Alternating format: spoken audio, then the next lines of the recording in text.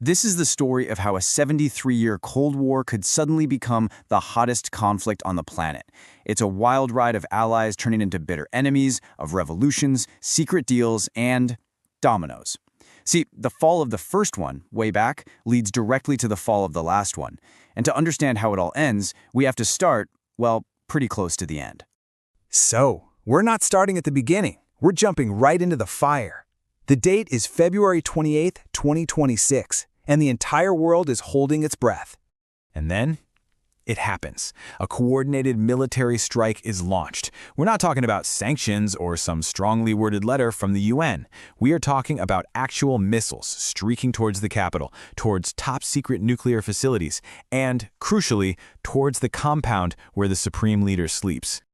Iran's reaction is swift, and they aren't mincing words. From their point of view, this isn't just an attack. This is a flat-out declaration of war. And then, the news drops that changes absolutely everything. Ayatollah Ali Khamenei, the man who has ruled Iran with an iron fist for more than 30 years, is confirmed to have been killed in the strike. So if you're sitting there thinking, whoa, hold on, how on earth did it come to this? You are asking the single most important question. And to answer it, we gotta go back, way, way back. Because, and you might not believe this, before they were enemies, the United States and Iran were actually close friends. The kind of friends that, help each other build nuclear reactors. So how did that relationship completely implode? Okay, so the first domino to fall, the one that really starts this whole chain reaction, is right here in 1953. The CIA helps orchestrate a coup that puts a monarch, the Shah, in power. And in return, America gets this major ally in the Middle East against the Soviet Union. They get so close that in the 50s, the US literally helps Iran start its nuclear program. But that friendship just shatters in 1979 with the Islamic Revolution. The Shah is out, he flees the country, and this fiery cleric, Ayatollah Khomeini, takes over, creating the Islamic Republic. And then, later that year, students storm the US Embassy, taking 52 Americans hostage for 444 agonizing days. That event pretty much severed all ties for decades. And here's what you have to understand about the Shah's rule. It was this crazy contradiction. On one hand, he was modernizing the country with American help. But on the other hand, his regime was brutally repressive. He had a secret police force, the Savak, that was infamous for torture and making political opponents just disappear. So while he's throwing these lavish parties, a lot of his own people are suffering. And that simmering rage is what eventually boils over into a full-blown revolution. And with that revolution came a whole new vocabulary. The Ayatollah branded America the Great Satan. Now, this wasn't just some casual insult. It became a powerful rallying cry, a cornerstone of the new government's entire identity. It symbolized a complete and total rejection of America. So from that moment on, the whole relationship changes. It's a whole new, much more dangerous ballgame. No more phone calls between leaders, no more embassies. It's just decades of sanctions, proxy wars, and this growing shadow in the background, Iran's nuclear program. Okay, let's fast forward to 2002. Satellite images reveal something the world had been fearing. Iran was secretly enriching uranium inside a mountain. The international response was fast and harsh. Piles and piles of crippling economic sanctions were slapped on, and Iran's economy just cratered.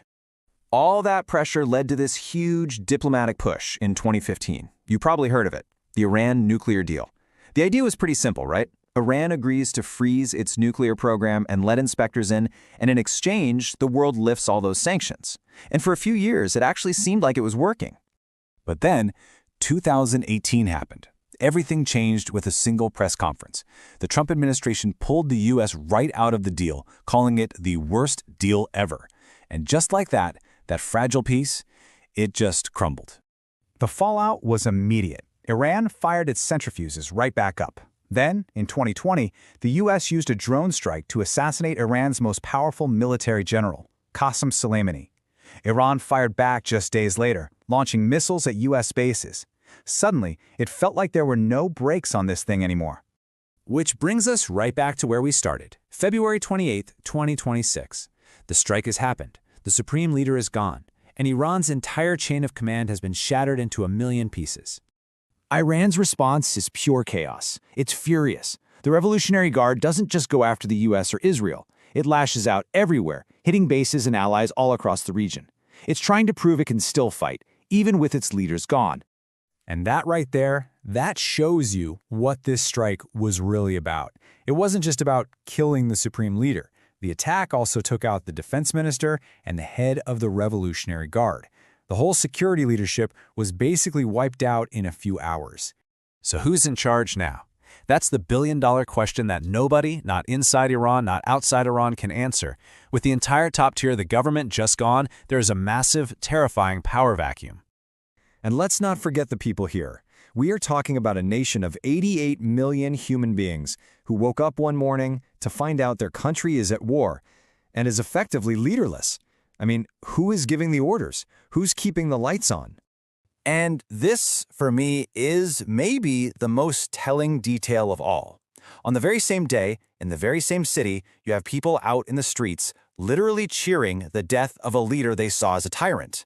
And right around the corner, their neighbors are chanting "Death to America." It just shows you how deeply divided the country really is. So now we can step back and see the whole picture.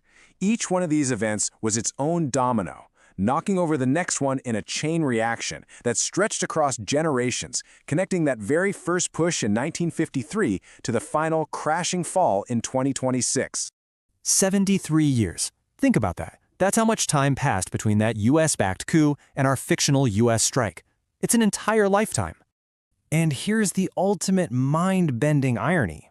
America helped build Iran's first nuclear reactor in the 1950s. 73 years later, it's bombing those very nuclear sites. The 1953 coup set the stage for the 1979 revolution, which created the very regime that America just decapitated. And that leaves us with one final huge question. It's about history, and it's about consequences. When you're the one who pushes that very first domino all those decades ago, does that make you responsible for wherever the last one happens to land? Something to think about.